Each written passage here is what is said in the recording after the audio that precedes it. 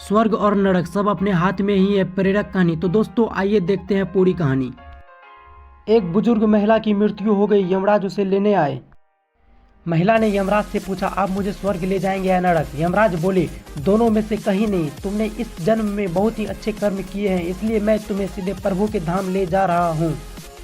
बुजुर्ग महिला खुश हो गई और बोली, धन्यवाद, पर मेरी आपसे एक विनती है। मैंने यहाँ धरती पर सबसे स्वर्ग नरक के बारे में बहुत सुना है।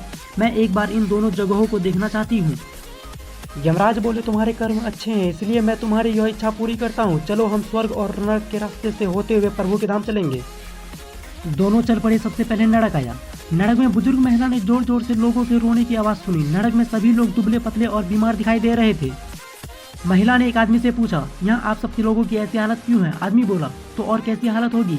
मरने के बाद जब से यहाँ पे आए हैं हमने एक दिन भी खाना नहीं खाया। भूख से हमारी आत्माएं तड़प रही है।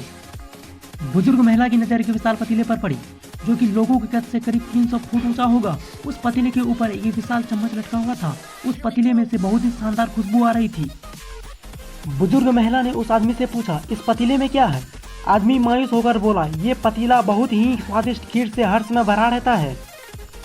बुजुर्ग महिला ने हैरानी से पूछा, इसमें खीर है तो आप लोग पेट भर के ये खीर खाते क्यों नहीं? भूख से क्यों तड़प रहे हैं? आदमी रो रो कर बोलने लगा, कैसे खाए? ये पतीला 300 फीट ऊंचा है, हम में से कोई भी उस पतीले तक नहीं पहुंच पाता।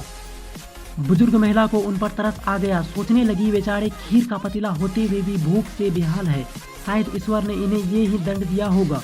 यमराज बुजुर्ग महिला से बोले, चलो हमें देर हो रही है। दोनों चल पड़ी। कुछ देर चलने पर स्वर्ग आया। वहाँ पर बुजुर्ग महिला को सबकी हंसने खिलखिलाने की आवाज़ सुनाई दी। सब लोग बहुत खुश दिखाई दे रहे थे। उनको खुश देखकर बुजुर्ग महिला भी बहुत खुश हो गई। पर वहाँ स्वर्ग में भी बुजुर्ग महिला की नज़र वैसे ही 300 फुट ऊंचे पतीले पर पड़ी जैसा नरक में था। उसके ऊपर भी वैसा ही चम्मच लटका हुआ था। बुजुर्ग महिला ने वहाँ के लोगों से पूछा, इस पतीले में क्या है? स्वर्ग के लोग बोले, इसमें बहुत स्वादिष्ट खीर है। बुजुर्ग महिला हैरान हो गई। उसने बोली, पर ये पतीला तो 300 फीट ऊंचा है, आप लोग तो इस तक पहुंच ही नहीं पाते होंगे। उस हिसाब से तो आप लोगों को खाना मिलता ही नहीं होगा, तो आप लोग भूख से बेहाल होंगे। पर मुझे तो आप सभी इतने खुश लग रहे हो, ऐसे कैसे? लोग बोले, हम तो सभी लोग इस पतीले में से पेट भर के खीर खाते हैं। महिला बोली, पर कैसे? पतीला तो बहुत ऊंचा है। लोग बोले, तो क्या हो गया? पतीला ऊंचा है तो यहाँ पर कितने सारे पेड़ हैं। ईश्वर ने ये पेड़ पौधे, नदी, झरने हम मनुष्य के उपयोग के लिए तो ही बनाए हैं। हमने इन पेड़ों की लकड़ी ली, उसको काटा, फिर लकड़ियों के टुकड़ों को जोड़ के विशाल सीढ़ी का निर्माण किया। उस लकड़ी की सीढ़ी के सहारे हम पतीले तक पहुँचते हैं और सब मिलकर खीर का आनंद लेते हैं। बुजुर्ग महिला यमराज की तरफ देखने लगी।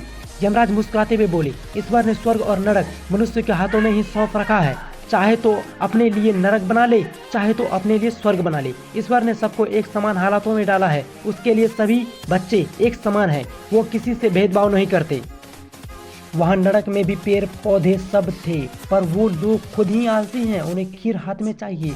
वो कोई कर्म नहीं करना चाहते, कोई मेहनत नहीं करना चाहता, इसीलिए सब भूखा बेहाल है। यही तो ईश्वर की बनाई इस दुनिया का नियम है। जो कर्म करेगा, मेहनत करेगा, उसी को मीठा फल खाने को मिलेगा।